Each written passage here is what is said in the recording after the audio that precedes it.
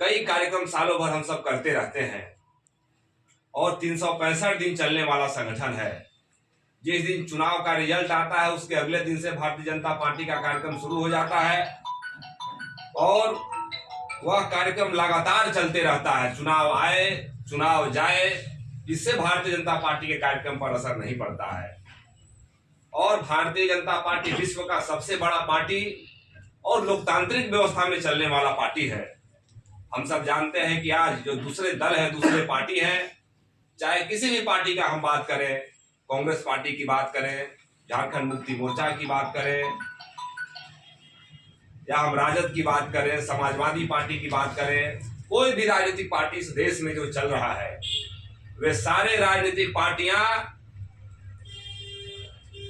जो चल रही है लोकतांत्रिक परंपरा में चुनाव लड़ रहे हैं, लेकिन अपने पार्टी के अंदर में लोकतांत्रिक परंपरा का पालन नहीं कर पा रहे हैं। दूसरे बीजेपी को छोड़ के जो दूसरे पार्टी है, उस पार्टी में अगर कोई उस पार्टी का सुप्रीमो बनेगा तो उसी परिवार का व्यक्ति बनेगा। कोई मुख्यमंत्री प्रधानमंत्री बनेगा तो गांधी परिवार नेहरू परिवार का व्यक्ति ही प्रधानमंत्री बनेगा। झारखंड मुक्ति मोर्चा में चाहे राष्ट्रीय जनता दल में हम देखें तो उसी परिवार का कोई व्यक्ति उस देश का उसका अध्यक्ष बनेगा, मुख्यमंत्री बनेगा। लेकिन भारतीय जनता पार्टी, जैसा कि हम जानते हैं कि कार्यकर्ता आधारित पार्टी है, यहाँ हम सारे लोग बैठे हुए हैं। सभी लोग कभी न कभी पार्टी में दरी बिछाने का काम करते हैं, कुर्सी लगाने का काम करते हैं, झाड़ू देने का काम करते हैं। भारतीय जनता पार्टी के राष्ट्रीय अध्यक्ष आदरणीय जेपी नड्डा जी ने भी राष्ट्रीय कार्यकारी परिषद के बैठक में कहा कि भारतीय जनता पार्टी एक ऐसा पार्टी है जिस पार्टी में कार्यकर्ता काम करते हुए अगर अपने मनोयोग से काम करता है, उसमें प्रतिभा है, लगन है, तो वह राष्ट्रीय अध्यक्ष और प्रधानमंत्री भी बन सकता है।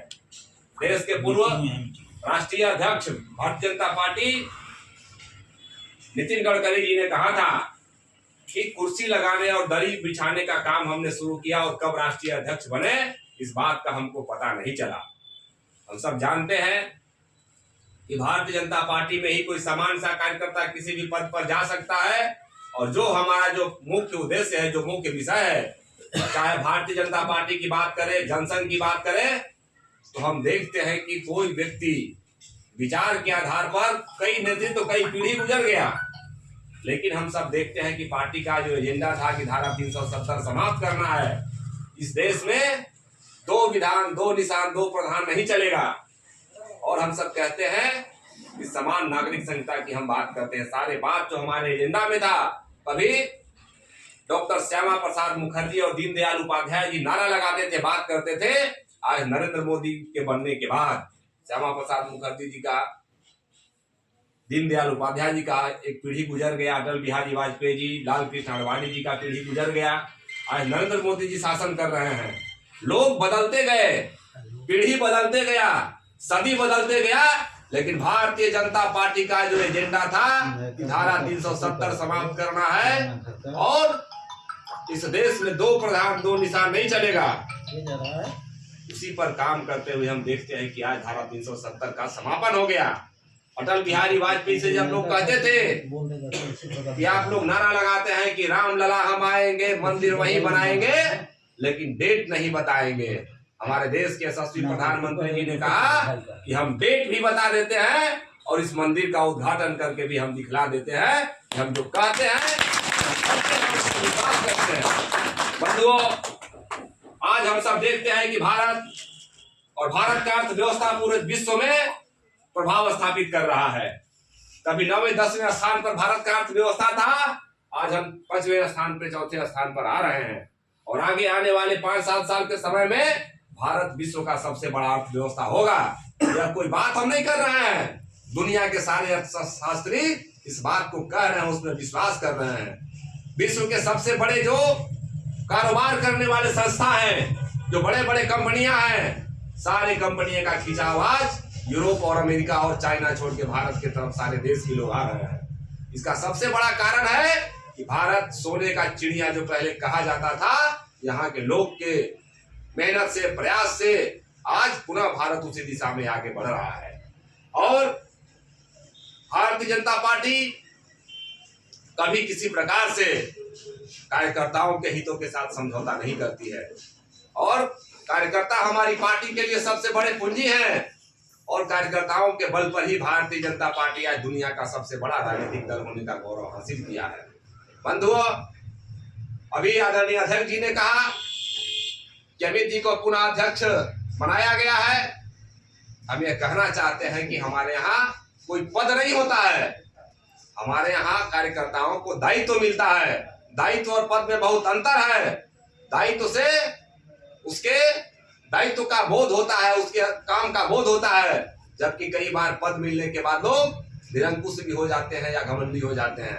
भारतीय जनता पार्टी में हम सब जानते हैं कि चाहे पद मिले या नहीं मिले, आज अध्यक्ष हैं, कल नहीं थे, कल नहीं रहेंगे, लेकिन पार्टी का जो एजेंडा है, पार्टी का जो काम है, उसको सतत लगातार हम लोग करते जाएंगे।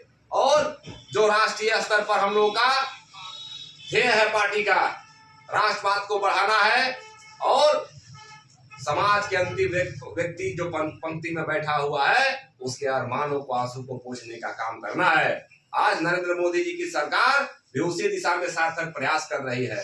इसके पहले भी 2016 में हम निर्वाचित होकर जिलाध्यक्ष बने थे और आज जो राज्य का नेतृत्व है, राज्य के जो पूर्व मुख्यमंत्री वर्तमान प्रदेश अध्यक्ष बाबूलाल मरांडी जी है, उन्होंने विश्वास करके जिलाध्यक्ष बनाने का काम किया है।